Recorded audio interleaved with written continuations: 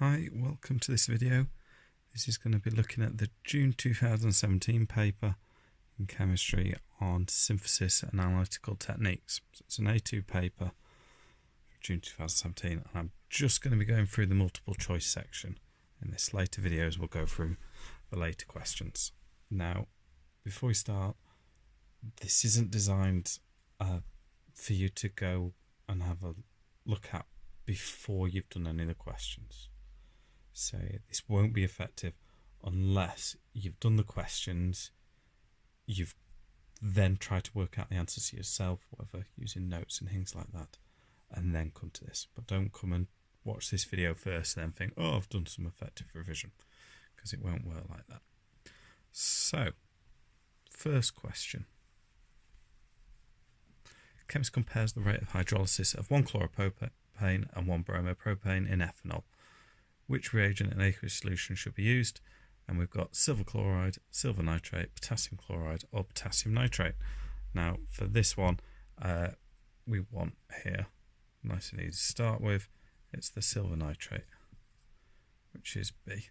So, silver nitrate with ethanol, generally need to warm that up as well. With the 1 chloropropane and 1 bromopropane, we get a reaction there. So question 1 will be part B. In question 2, it gives us this molecule and asks what's the best way to describe it. It's a bit tricky because it gives you a cyclic hydrocarbon, and this looks a little bit like a benzene ring, but it's not a benzene ring. If it was a benzene ring, we'd either see delocalized electrons in the center, and they're not there, or you see calculus structure, so we'll have 3 double bonds on there. And because it doesn't have those, we can rule out one of the descriptions that it gives, and that is this is not aromatic. Aromatic compounds need that benzene ring. So because this doesn't have it, we can rule out aromatic, which rules out A and C. And that leaves us with then either B and D. So B is aliphatic and unsaturated, and D is alicyclic and saturated. Now, aliphatic is just the opposite of aromatic, really, if it doesn't have a benzene ring. And this doesn't have a benzene ring, so it is aliphatic. So it could be B. Now, D is alicyclic and saturated, and this could also be described as alicyclic. This section is alicyclic. So anything that's cyclohexane, cyclopentane, they're alicyclic. It's a type of aliphatic compound where we have a ring, but there's no benzene ring in either of them. So both of them fit. So it comes down to whether this is unsaturated or saturated, and this is, we couldn't really add any more hydrogens in. We've got 2 there, 2 there, 2 there, 2 there, 2 there. We've got 1 there, 1 there, 1 there. There's nowhere to add any more hydrogens, so this is saturated. So the answer to 2 is D. Unsaturated, the key thing to look for in unsaturated would be a double bond somewhere, because then we can do an addition reaction to add more hydrogens to it. Question 3. Just scroll down. Complete combustion of an organic compound forms 40 centimeters cubed of carbon dioxide and 40 centimeters cubed of water vapor under the same conditions of temperature and pressure. Which molecular formula could the compound have? So we've got 3 different compounds here. C2H2O, sorry, 4 different compounds. C2H4O and C2H3N. We're going to react each of them with oxygen. Now, when it says that it's got 40 centimeters cubed of carbon dioxide and 40 centimeters cubed of water vapor, what's that telling us? It's the same number of moles of each. So what we need to see in this is when we combust hydrocarbons, we get CO2 and H2O. Now the numbers in front of these CO2s and H2Os, because it's both got 40 centimeters cubed of carbon dioxide, 40 centimeters cubed of water vapor, so the gases that are formed take up the same amount of area, we must have the same number of moles. So these numbers have to be the same. So in C3H8, we get 3 carbon dioxides and 4 H2Os. So we know it can't be that. In C2H2O, we're going to get 2 carbon dioxides because of 2 carbons, and at best, we're going to get 1 H2O. Now, there's the oxygen to think about, but that's not going to affect it. Anyway, the most we could ever get from this is 1 water, unless we double this, in which case we double that as well. So it's never going to be in the right proportions. Now this C2H4O, I'm going to write those together, and we can get 2 carbon dioxides, and we can get 2 H2Os. So that could work out. We'd also have this oxygen as well to add on somewhere. Final one is going to be our C2H3N and O2, and the best we could do here is we're going to get 2 CO2s and 1.5 H2Os. So again, not the same numbers. The only one where we'd have possibly the same numbers is that third one down, which is why the answer to 3, hopefully, check the mark scheme, is C, which it is. Okay, question 4. So this is EZ isomerism. So we need to look at our pre-log laws.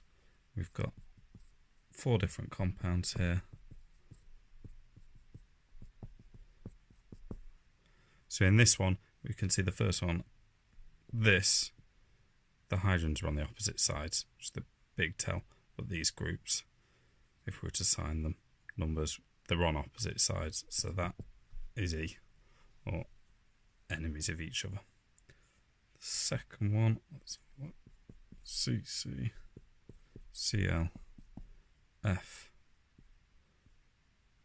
H, CH3. So in this one, if we assign, got 1, 2, 3, and then 4, and in this case, they are on the same side, or Z same side. So that looks like it's Z. We'll just check the others just to make sure. CH3, H, Cl, F. So if we follow the number pattern I used up here, that's my 1, that's my 2, 3, and 4. And this time we're on opposite sides. They don't quite fit together. 1 and 3 on opposites, 2 and 4. So this is E, and then the final one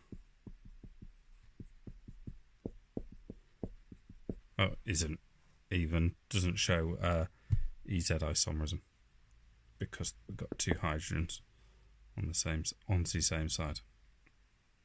So yeah, that one doesn't have either. So it's got to be here B. Just check the mark scheme, make sure I've not made any silly mistake. No, that's right. So 5. Which type of reaction has the greatest atom economy? So substitution, where something, let's say we had X and Y, and we add Z, that would substitute one for another. Hydrolysis. We'll do hydrolysis where we add water and that generally breaks something down. Elimination, where we take something off. Can't quickly demonstrate elimination. If I just go to addition, additions happen generally on double bonds. We might add hydrogen. And what we get with addition is something added on and nothing given off. We saw in substitution, we add something on, it replaces something else, hence substitution. In addition, we're just adding on and nothing to come off. So this has, in this case, 100% atom economy. So all the others, because there's another product there, this must be 5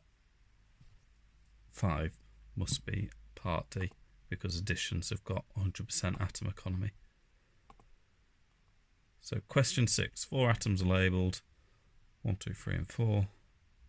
Which atom has a trigonal planar arrangement? So we've got CH3 to a CH and H2. See, ooh, tricky bit there. OH, and it tells you got 1, 2, 3. No, got that wrong. That's 4, and this is 3. So 1 and 2. Red pen's not worked so well. 1 and 2 should be quite obvious that they're not going to be trigonal planar. Trigonal planars need to have carbon 3 bonds coming off them. Each of these has 4. So CH3 and then a 4th bond. So that is tetrahedral. This has got 1, 2, 3 and then a 4th bond to the hydrogen. So again, tetrahedral. Now the NH2 and this COO both possibly could, because the NH2 has got NH, NH, NH. And what you can't see, and it shows there in the NH, is that it'll have a lone pair as well, which slightly changes it. I've not drawn this really in a 3D structure, but that lone pair stops it from being trigonal planar, makes it trigonal pyramidal. And in fact, the only one that is this number 3, which has double bond here, which in this case just counts as 1, bond to the carbon, bond to the oxygen. So 3 bonds each repelling a bit against each other. So this is our trigonal planar. So it should be C. I'll just check my mark scheme. Yeah, it's fine. Which molecule is a secondary amine?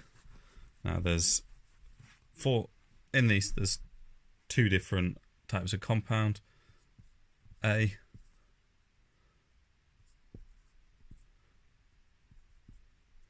has a ketone here, group here, and an amine group here, but B brings them closer together. So when we get them close together like this, this is now an amide. So we can rule any where the ketone group, the carbonyl group, and the amine group are so close together. So that's B and C. So the options are between A and D. So this is A, this is D. Amine here has 2 bonds to carbons and 1 hydrogen, so that's a secondary, and this has got 3 bonds to carbon, so that's a tertiary. So our answer to 7 is A. Check that, make sure I've not made a silly mistake. 8. Oh, I drew this one earlier to make it easy. Save time drawing all this out. So in this compound, where are chiral carbons? None in the benzene ring. There's 1 here. So chiral carbon bonded to 4 different things. My red pen's completely gone. So here we've got bond here to the benzene ring, bond there to an amine, completely different, bond here to a carbonyl group, and then we can't see it, but there is a hydrogen there. So 4 different things around that carbon. That's chiral. This one, not chiral, because we've got a double bond.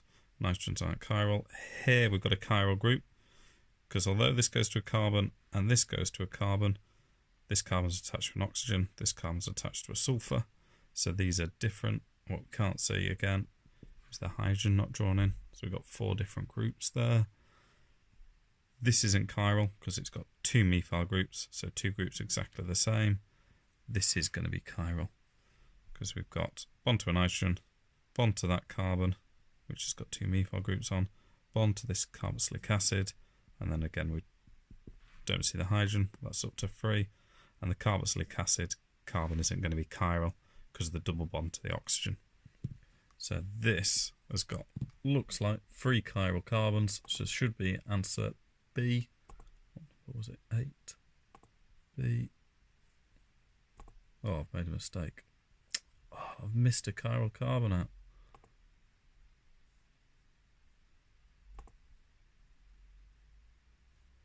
So where have I missed a chiral carbon? I've rushed through that too quickly.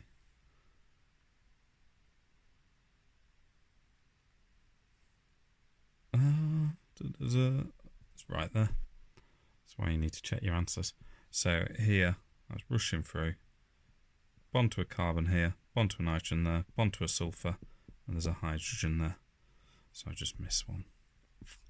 Very easily done. When this comes up on the exam, you can see I made the mistake there. Go back through, check that you've got the right number of chiral carbons.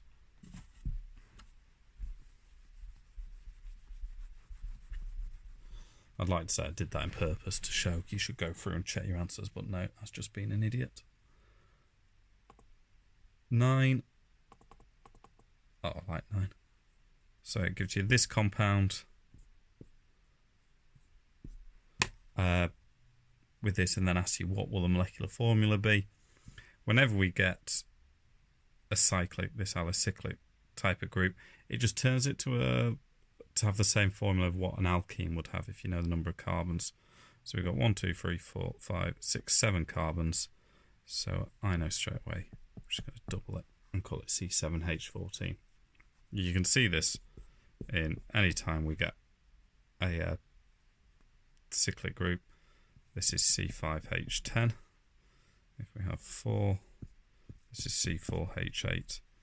And it doesn't then matter if we start putting methyl groups on the side, because they take the place of 1 hydrogen here and 1 hydrogen there. So although we've got 3 hydrogens here, we're only adding 2 on. So that's C6H12. So this should be 9, should be C.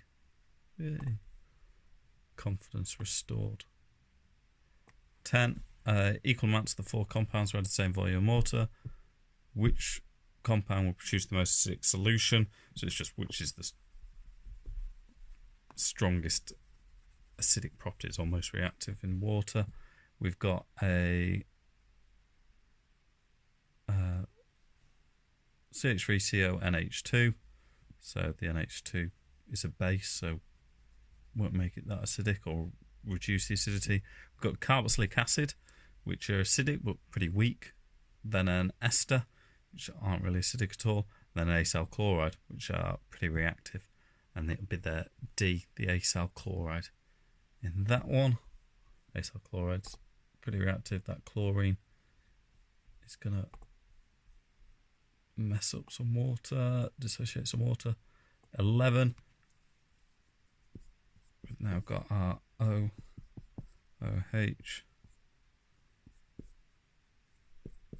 Oh, what a pretty structure. It's 1, 2, 3, 4, 5 carbons. Pentandioic acid. So how many peaks do we have in an NMR spec? Now we've got to remember that we've got a planar symmetry here. So we'll have 1 there for the 2 hydrogens off here. There are 2 hydrogens here and 2 hydrogens here, but because of the planar symmetry, we'll have 2. So I'm going to call that A and B. No hydrogens here. There is a hydrogen here, and that's the same as the hydrogen there. So we've got 1, 2, 3. So hopefully this is C, unless I'm being silly and missing a hydrogen. Question 11. C. Good. 12. 0.1 moles of, is that dioic acid? Is that propandioic acid reacted with 0.1 moles of aqueous NaOH? How many molecules of water are formed? So we've got 0.1 moles of that reacted with 0.1 moles of aqueous NaOH. We're going to form 0.1 moles of water. Yeah, we've got... Anyway, sorry. I'll look at the reaction. draw it like that. I'm just going to say 0.1 moles of propanedioic acid, save time, reacting with 0.1 moles of NaOH. Now, it doesn't matter that we'll need, for every one of these, we'll need 2 of them. That just makes our NaOH the limiting factor. It means we'll produce 0.1 moles of H2O. Because the limiting factor we've only got 0.1 moles of. So that gives us 0.1 moles of H2O. We times that by 6.02 times 10 to the 23 to work out the number of molecules, and that gives you 6.02 times 10 to the 22, which is 12A. Good, wasn't making a silly mistake there. 13. Which reagents could be used to prepare? It's an amide. So we need 2 things that react together to form an amide. So the first one is an acyl chloride and an amine.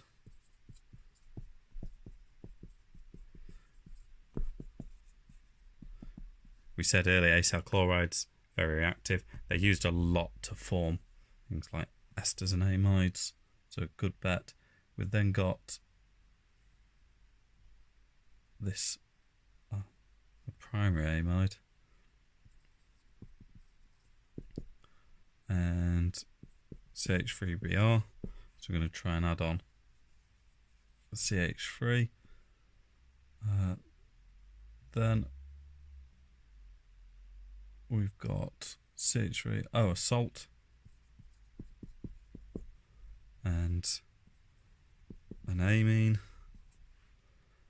and then we've got an ester and an amine. Oh, just not even an amine, ammonia. So for this, we need to remember acyl chlorides are very reactive. Love to give away that chlorine. That would then fit with the methylamine. Yeah, I think that's going to be 13A. Yeah, just because the acyl chloride's so reactive. We know when they join together, we use acyl chlorides to make esters as well. So it makes sense that it's going to make the amide. One reacting with an amine. So next up, ethane reacts with chlorine by radical substitution to form chloroethane, and we've got either H dot, Cl dot, C2H5 dot. So this is the propagation step. What do we see in the propagation step? In fact, initiation, we see the Cl2 go to Cl.